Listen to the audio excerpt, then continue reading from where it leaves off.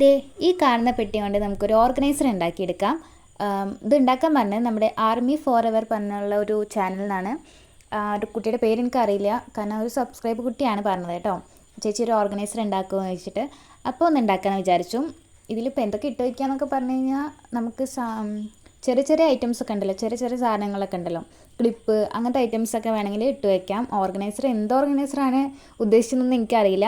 ഞാനിപ്പോൾ ഇതാണ് ഉണ്ടാക്കുന്നത് കേട്ടോ. ഒരു പെട്ടി എടുക്കുക, അതേപോലത്തെ ഒരു പെട്ടി ഉണ്ടെങ്കിൽ ഒന്ന് കവർ ചെയ്തെടുക്കുക. അതിന് മുന്നേ അതൊന്ന് മേലത്തെ ഭാഗം നിങ്ങൾ കണ്ടല്ലോ, മേലത്തെ ഭാഗം ഒന്ന് വെട്ടി കൊടുക്കുക കേട്ടോ. മേലത്തെ മാത്രം ഭാഗം ഒന്ന് വെട്ടി കൊടുക്കുക. അതിനുശേഷം അതിൽ വരുന്ന ചിലപ്പോൾ സൈഡിൽ നമുക്ക് അടയ്ക്കാൻ വേണ്ടിയിട്ട് ഇത് കിട്ടില്ല. അപ്പോൾ ആ മേലത്തെ ഭാഗം വെട്ടി കൊടുത്തത് തന്നെ നമുക്കൊന്ന് കവർ ചെയ്ത് കൊടുത്താൽ മാത്രം മതി കേട്ടോ. എന്നിട്ട് ഇതേപോലെ ഒന്ന് നമുക്ക് കവർ ചെയ്തെടുക്കുക. ഇഷ്ടമുള്ള ഇത് വെച്ചിട്ട് കവർ ചെയ്തെടുക്കുക. A4 ഷീറ്റ് ആണെങ്കിലും ഞാൻ എല്ലാ വീഡിയോസിലും പറയുന്നതാണ്.